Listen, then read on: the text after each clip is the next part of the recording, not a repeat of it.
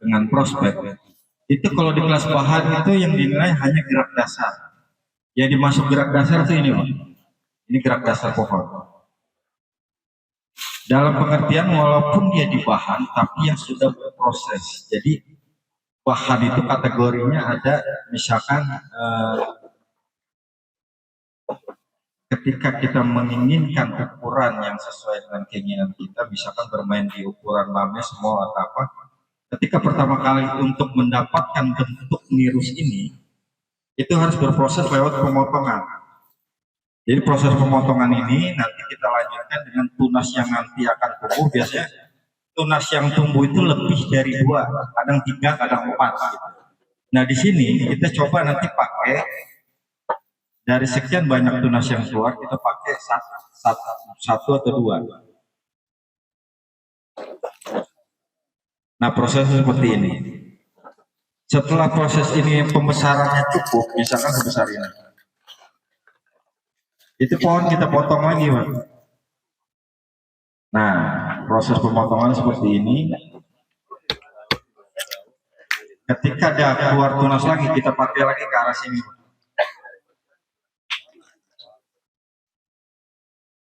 Nanti setelah imbang lagi, makanya untuk berproses seperti ini memang butuh waktu agak lama. Tapi inilah yang disebut dengan gerak dasar saja pada saat penilaian di prospek, terutama di prospek. Jadi setelah tahapan ini kita sampai seperti ini, nanti kalau ketika ini sudah imbang, kita potong lagi dia. Kita potong, pakai lagi arahnya ke sini. Nah, jadi lama-lama proses pohon itu seperti ini. Nah, ini yang disebut gerak dasar pohon. Dia hanya satu, kalau untuk di bahan dia hanya satu yang dinilai. Kalau masuk kelas prospek, yang dinilai itu adalah gerak dasar ini sama konsep dasar. Misalkan saya ambil contoh pohon yang sudah punya gerak dasar seperti ini.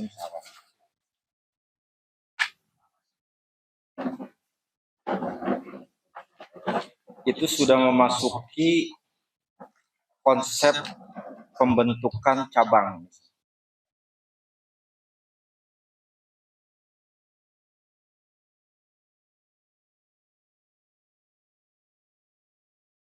Nah, untuk pembentukan cabang itu sendiri, itu harus disesuaikan. Bagaimana cara menyesuaikannya?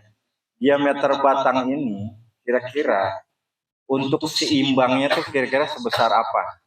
Kalau misalkan sudah seimbang, prosesnya sama. Ketika kita membuat gerak dasar pohon, tetap kita ketika sudah imbang, kita potong, kita pakai lagi tunas yang baru.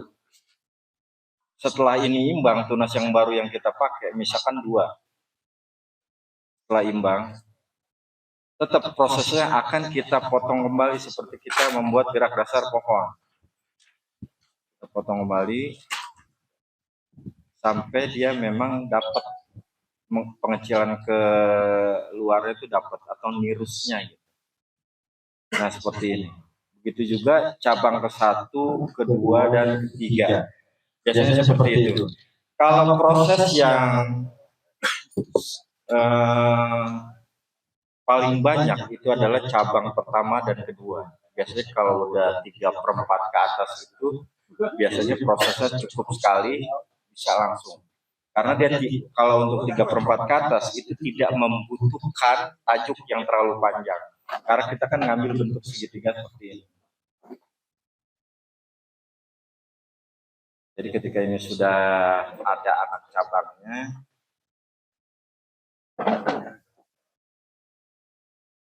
walaupun belum keluar anak ranting atau cucut ranting, nah ini yang disebut konsep penempatan percabangan. Konsep dasar pohon itu di situ. Mungkin sampai di sini ada yang ditanyakan, bingung dengan pohon yang dipunya mau seperti apa gitu kan. Banyak kasus teman-teman di lapangan yang menanyakan, kayaknya dapat hijau tuh kayaknya udah pasah, seolah jelek. Padahal itu pohon bagus, baik. B itu baik. Kalau merah baik sekali, cuma sekali. Kalau baik bisa berkali-kali, Pak. Ya gitu. Jadi intinya gini, kalau misalkan dia dapat kategori B, itu biasanya proses untuk mencapai baik sekali masih ada kurang, dan itu kurangnya diperbaiki. Bukan pohon itu stuck sampai di situ atau tidak berprestasi lagi, tetap akan berprestasi. Anggap seperti ini, untuk dia mencapai baik sekali dari baik, mungkin ada beberapa pohon yang butuh 1 tahun, ada yang 2 tahun. Nah, kalau yang dapat kategori C cukup. Itu mungkin proses untuk bisa baik tergantung ukuran dan jenis pohon. Itu sangat berpengaruh terhadap prosesnya. Ada yang setahun, ada yang 2 tahun. Begitu juga sebaliknya. Jadi nggak ada pohon itu yang tidak prospek ke depan tuh nggak ada. Ini masalah waktu masalahnya. Mana yang perlu kita perbaiki dari prestasi yang kita dapatkan sekarang. Sampai sini ada pertanyaan, silakan. Jangan malu-malu Pak, mumpung ada di sini. Silakan. Jadi ini baru satu gaya pohon, sedangkan di bonsai itu sendiri ada 5 gaya dasar. Kalau untuk itu, kalau untuk ukuran besar cabang pertama, kalau perbandingan dari batang, berapa persen? Idealnya, kalau saya ngebacanya ketika matang, idealnya kalau misalkan memulainya ketika kita motong, itu biasanya nggak terlalu imbang dulu. Ya, tapi untuk katakan barusan udah matang kan? Ya. Nah, berarti kita yang berproses, potong berarti kita sesuaikan. Ya. Ya, melihat nanti bisa bertambah besar. Nah, persentase yang udah matang aja, kira-kira kalau dipresentasikan ukuran cabang pertama misalnya bakal berapa persen dari ukuran bakal? Biasanya setengah maksimal. Nah, itu harus dalam kondisi matang, makanya kita memulainya itu jangan pas setengahnya. Makanya atau 3/4. Ya, ditanya kan barusan ukuran ideal. Kan tadi udah matang. Ya, makanya untuk berproses kita yang berproses mungkin kira-kira gambaran apa presentasinya. Ya. Tapi kita nanya kan nantinya aja hasilnya matangnya. Awalnya tuh 3/4 dari batang utama. 3/4. Jadi begitu dia matang pas setengah. Kenapa pas setengah? Karena dia akan terus tumbuh walaupun lambat setelah dipotong. Kebanyakan kasusnya seperti ini. Banyak kasus pohon yang ketika dia potong nih pakai cabangnya dia pakai 2. Yang satu ini dia pakai buat cabang pertama. Kasus itu banyak terjadi di ukuran mame dengan small. Biasanya yang kesini itu ya ukurannya bisa lebih besar dibanding yang ke atas. Tapi nggak ada masalah sih, pada akhirnya nanti mereka tuh bentuknya itu biasanya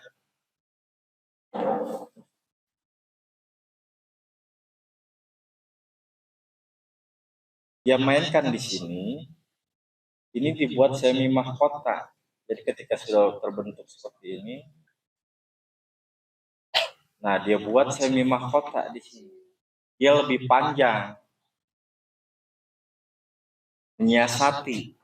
Dalam pengertian kalau kita emang benar-benar pengen perfect dalam pembuatan pohon itu, bagusnya kalau kita bikin gerak dasar aja dulu.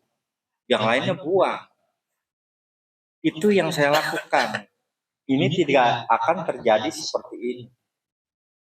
Jadi benar-benar seimbang, percabangan satu, yang kedua, dan ketiga seterusnya seperti itu. Tapi untuk seperti ini nggak sabar juga nggak ada masalah sih sebenarnya. Karena dalam satu gerak dasar pohon itu biasanya bisa puluhan desain. Satu ya, misalkan gaya coklat, tegak lurus. Itu bisa puluhan desain, Pak.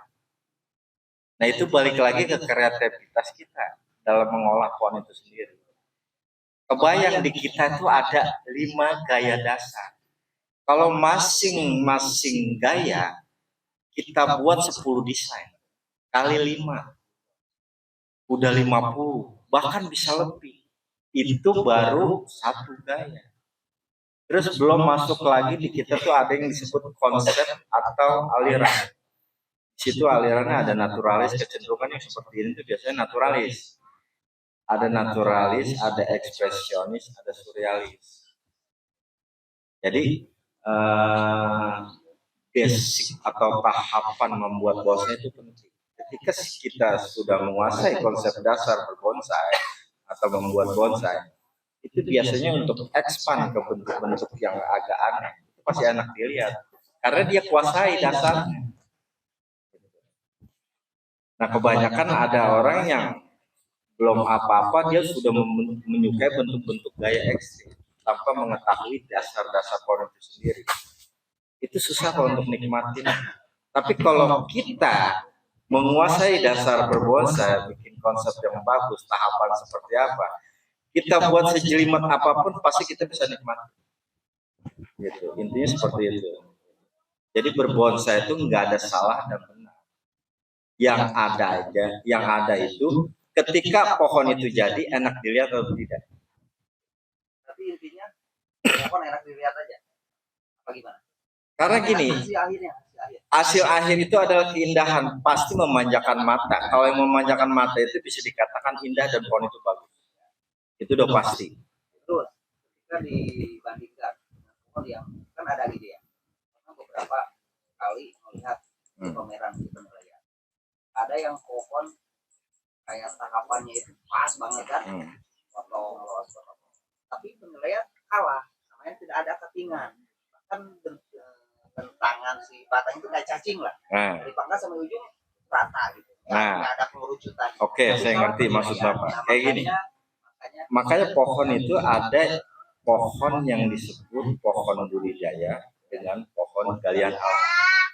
Biasanya yang batangnya agak meringkel gitu, terus belum di tahap panjang seperti itu galian alam. Kalau yang di tahap itu biasanya hasil budidaya. Sekarang begini, ketika kita berbonsai itu meniru alam. Apalagi bahan bonsai itu didapat dari alam itu sendiri. Kita pernah tahu sih. Karena gini, pohon tua di alam itu karakternya istimewa. Tapi enggak semua pohon yang dari alam bagus. Kita ngambil yang terbaik dari itu semua. Makanya aura pohon tua itu nggak bisa dibohongin. Mau dimulus-muluskin, mau diapain, tetap gregetnya tuh pasti punya. Berarti intinya mata indah aja. Nah itu. Karena gini, ketika bahan dihadapkan dengan bahan budidaya yang ditahap, dengan bahan galian alam yang istilahnya tahapan enggak terlalu banyak, auranya beda Pak. Yang galian alam, yang ini ditahap kita menghargai prosesnya, tapi aura tuanya belum dapat. Walaupun kita sengaja buat kesan tua, tetap ketahuan bahwa pohon itu muda. Adanya sering digaris-garis apa segala macam tetap. Jadi tua tuh nggak bisa dibohongin, itu karakter pohon. Dia punya aura tersendiri. Sampai di sini ada yang mau ditanyain, silakan. Jadi intinya gitu. Jadi membuat tahapan bonsai seperti saya jelaskan tadi. Ketika kita, saya mau mengambil ukuran misalkan small. Diameter small yang enak dilihat itu diameter berapa sih? Kalau menurut kita udah pas, potong. Terus kita mau ambil, kalau kita untuk memulai small biasanya itu kan maksimalnya 30 cm. Nirusnya itu ketika kita program, pasnya itu bagus di 25 cm. Kenapa di 25 cm? Karena di sini dia akan keluar cabang. Tetap dia akan naik ke atas. Keluar anak cabang, ranting, anak ranting, cucut ranting, dan cicit ranting.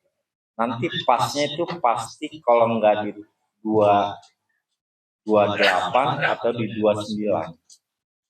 Jadi jangan dipasin 30 cm.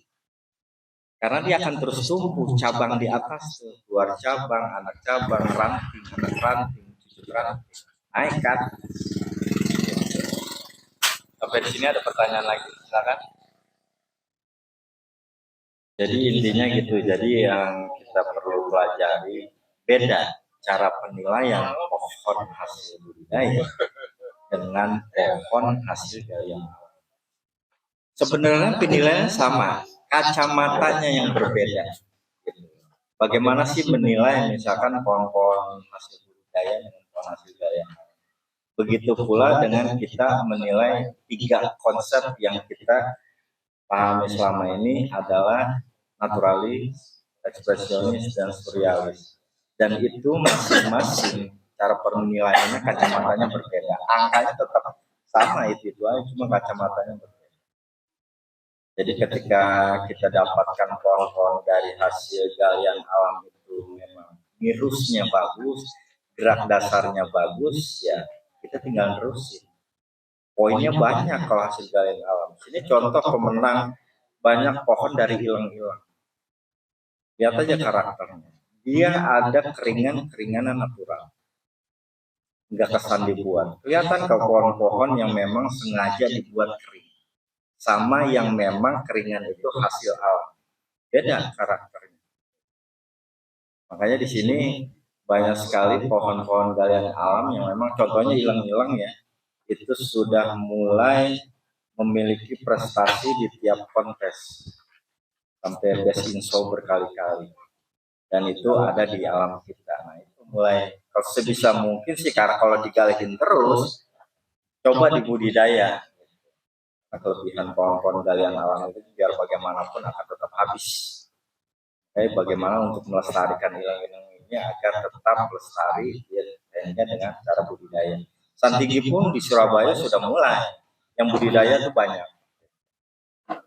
Ada pertanyaan lagi, silakan Pak.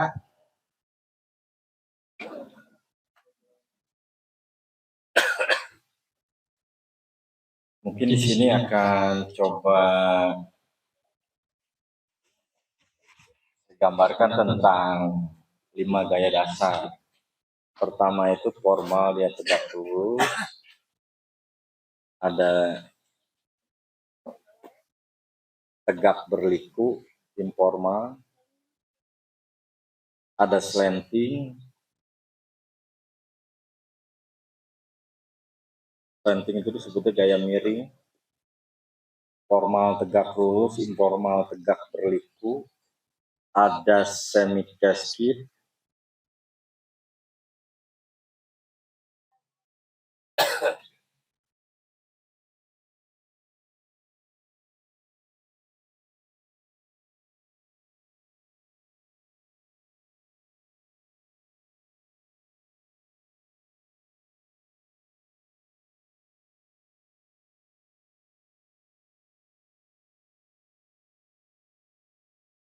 Ada cascade.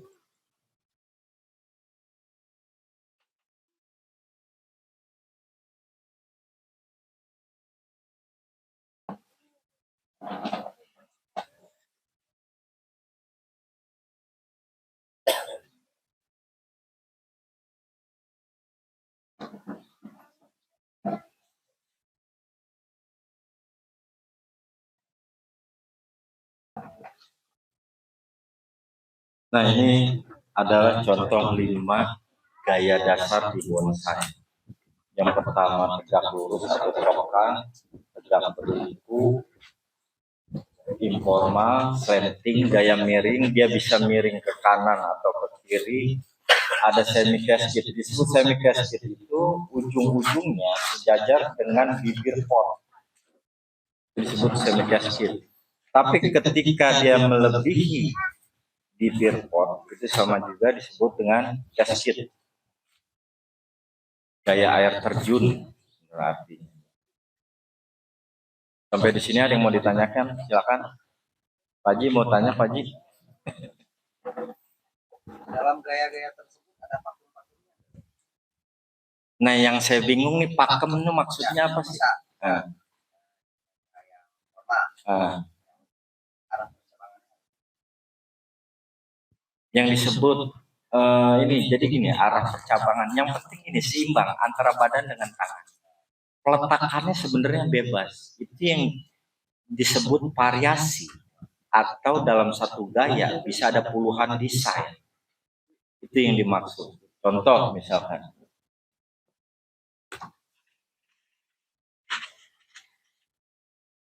Ini dalam satu gaya ya.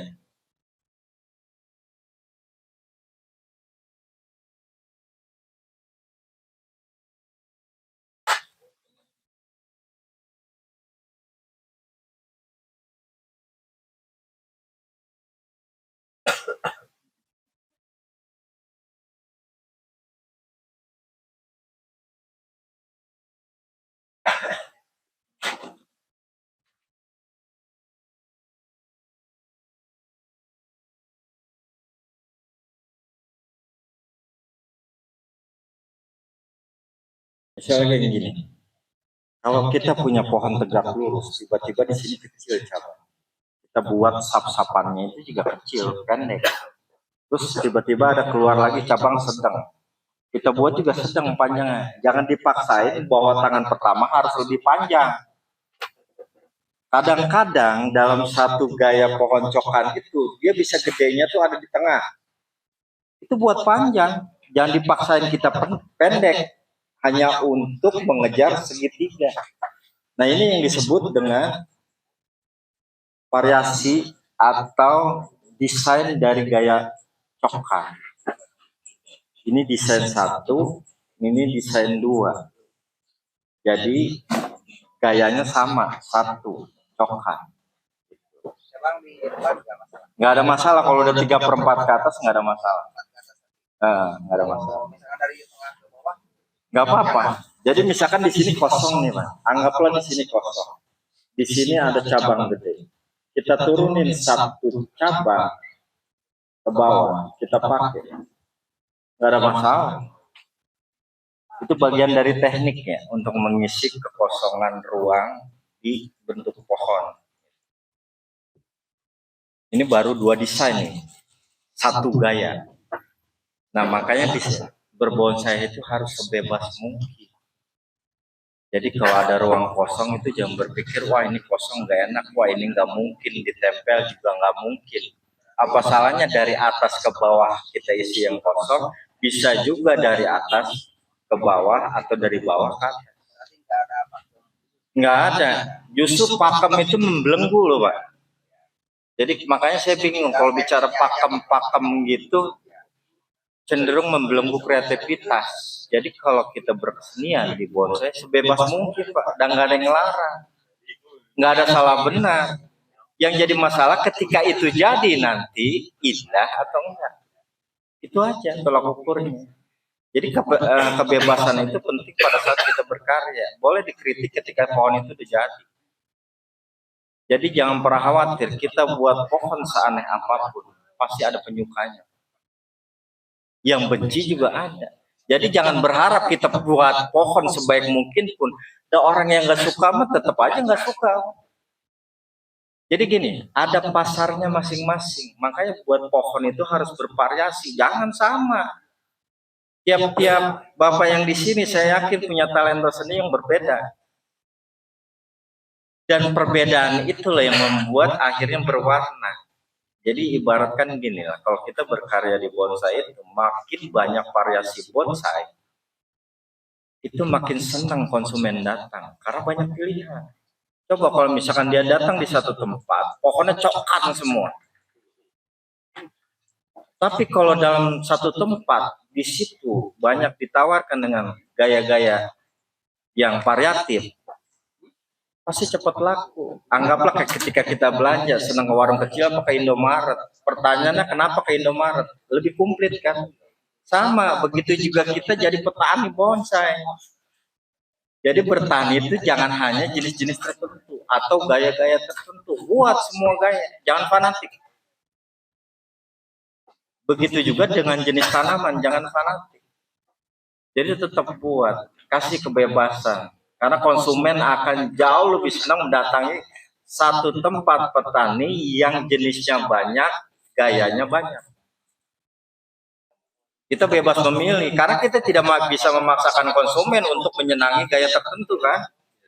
Gitu. Jadi makin variatif gayanya, makin banyak jenisnya, makin senang pengunjung untuk mendatangi. Biasanya seperti itu. Di sini hanya saya memotong bagian yang memang tidak diperlukan.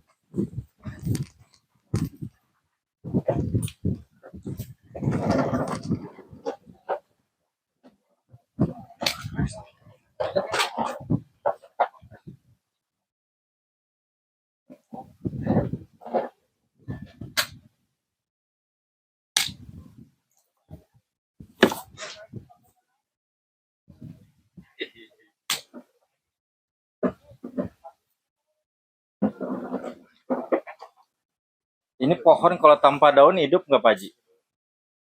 Hidup.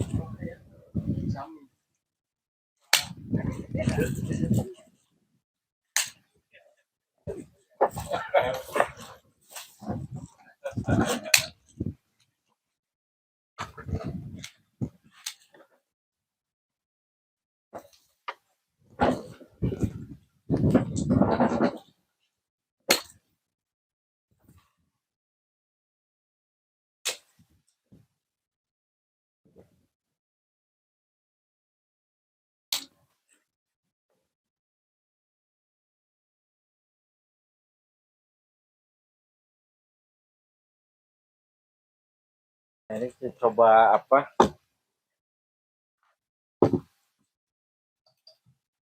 Coba membuang dahan-dahan yang tidak dipakai. Selanjutnya untuk ketinggian pohon segini nih Pak.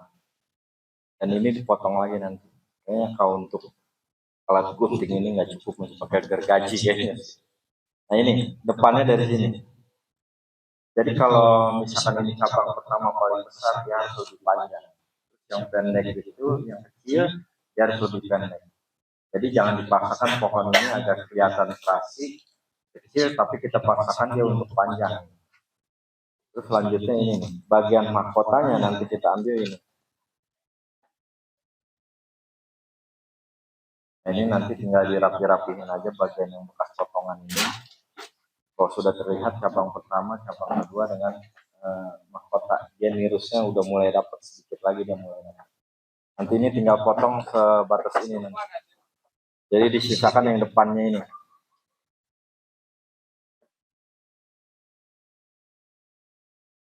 Nah dari sini ada pertanyaan Pak, silakan.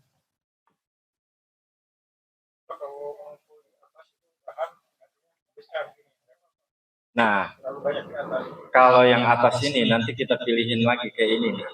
Dia bagusnya dibuang nih Pak.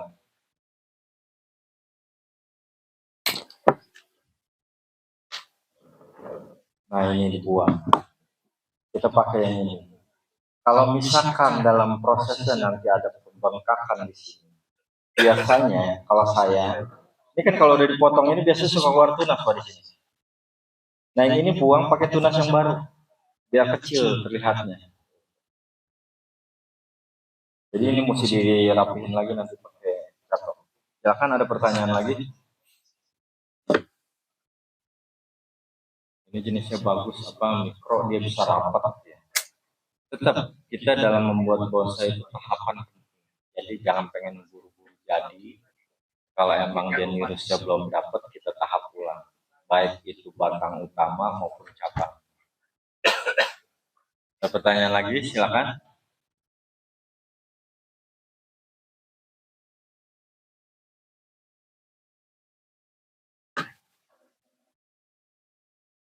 Jadi akan saya jelaskan lagi. Jadi buat teman-teman kalau di daerah itu kan banyak sekali memang para pemula baru di dunia bonsai.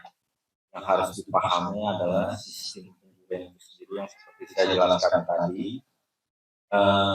bahwa di bahan itu hanya yang dinilai itu berdasar pohon, tapi yang sudah berproses. Dan untuk kelas prospek itu ada dua, gerak dasar dan konsep. Artinya percabangannya, penempatan atau desain yang sudah pas, walaupun belum dibuat. Nah, itu disebut konsep dasar dalam pohon sesuai dengan gaya pohon itu sendiri. Jadi bukan berarti dulu mungkin ya baru pertama kali diadakan bahan, hanya kaki keliling baru nyabut dari kebun, potongannya besar langsung dikontesin. Kasihan dong mereka yang sudah berproses gitu, tiba-tiba hanya kaki keliling, dia juara. Maksudnya gini, tetap yang namanya bahan yang sudah harus berproses, maksudnya nirusnya sudah ini. Walaupun dia baru nongol dikit-dikit, 17 baru ada masalah. Tapi kalau di prospek itu mungkin cabang menjelang imbang, tapi sudah diarahkan, konsepnya sudah jelas, nah itu juga dinilai jadi 2 penilaian. Begitu juga ketika ada pohon matang itu di prospek, dan matangnya mah nggak dinilai. Tetap saya ngelihat gerak dasar pohonnya sama konsep percabangan. Kalau memang dia memenuhi syarat gerak dasarnya nirusnya dapat, konsep percabangannya ada, tetap dia juara. Jadi jangan pernah patah semangat. Di sini ada contohnya kok yang gerak dasarnya bagus dia dapat, walaupun percabangannya belum dikonsep karena dia ada di belakang. Dan ada beberapa juga di sini sebenarnya yang harusnya dia ada di bahan masuknya di kelas prospek. Jadi gini, ada pernah kejadian waktu di Jawa Tengah, saya pameran, itu salah kamar pohon. Kalau dia dimasuk, pohonnya menjelang jadi. Kalau dia dimasukin di kelas prospek, gerak dasarnya nggak begitu bagus. Tapi konsepnya bagus, dia masukin proses nggak dapat. Kalau dia masukin kelas jadi dapat, jadi dinilai matangnya. Karena pohon itu menjelang matang. Kalau di kelas jadi, itu yang dinilainya 4. Kalau di prospek 2, kalau di bahan 1. Jadi rugi. Pohon-pohon yang menjelang jadi, kita lihat dulu nih gerak pohon saya bagus atau enggak. Kalau misalkan kurang bagus, lawannya terlalu berat, bicara gerak dasar ya, terlalu berat, tapi konsep kita bagus, pohon itu menjelang matang, jangan di prospek, tapi di kelas jadi. Dinilai kematangannya walaupun belum matang. Menjelang matang kan, intinya seperti itu. Banyak terjadi seperti itu di daerah, makanya kita perhatikan dulu kalau kita memang punya benar gerak dasar istimewa, desain atau konsep dasarnya istimewa, masuk di kalau bicara secara kualitas pohonnya luar biasa. Daerah saya Kerawang masih kalah, terus terang. Bagus-bagus pohonnya. Jadi mudah-mudahan acara seperti ini bisa berkesinambungan, dan saya juga berharap, saya juga punya program di Kerawang, bagaimana pemain bonsai pemula itu tidak jenuh. Dengan acara seperti ini mereka nggak akan jenuh. Jadi kalau di Kerawang itu saya punya program, tiap ranting, di Kerawang itu ada 13 ranting. Tiap ranting itu tiap bulan diadakan edukasi. Keliling itu Pak, selama 1 tahun lebih. Nah setelah 1 tahun lebih, itu tahun berikutnya tiap ranting mengadakan jemur bareng. Setahun penuh tuh, tiap bulan ada. Setelah itu tiap bulan ada, baru mengadakan event nasional. Setelah event nasional, balik lagi ke awal. Tadinya mempelajari edukasi tentang teknik dasar, membuat bonsai itu seperti apa. Nanti masuk ke tahun ketiga itu adalah program untuk tingkat lanjut. Terus berputar sampai dia tingkat atas, master sampai grandmaster. Jadi kayak kuliah. Jadi etapenya kita belajar bonsai itu sebenarnya sama dengan kita sekolah. Dia apa? Sekolah dasar dulu, nggak bisa lompat kita langsung ke SMP. Terlalu berat buat kita karena pemahamannya belum kuat. Lari ke pelajaran SMP, makanya basic di bonsai itu penting itu di situ. Jadi adaptasi ketika lulus SD, masuk ke SMP adaptasinya lebih mudah. Seperti itu. Jadi itu yang program coba dijalankan di Kerawang untuk tidak jenuh, dan ilmu pengetahuan akan terus bertambah. Sekalipun memang tidak ada program seperti itu di sini, teman-teman sering kumpul aja. Jadi ada beberapa teman di luar daerah, misalkan di Sumatera, mereka di komunitas kecilnya paling anggotanya 5. Ketika mereka membutuhkan ilmu yang mumpuni agar mereka bisa berbonsai, mereka manggil salah satu juri, diundang untuk mengadakan edukasi di daerah yang paling sering di Sumatera. Apa? Pak, saya misalkan mau mengadakan ini, mau ngambil kira-kira menurut bapak-bapak sekalian, trainer yang mumpuni yang sudah punya karya siapa datang atau enggak? Biasanya kalau di Kerawang itu pertemuannya malam. Mereka udunan biasanya untuk memanggil seseorang. Adakan edukasi di malam minggu saja, cara edukasi. Mudah-mudahan bisa bermanfaat buat bapak sekalian, dan kita jumpa lagi di pertemuan berikutnya. Insya Allah. Wassalamualaikum warahmatullahi wabarakatuh.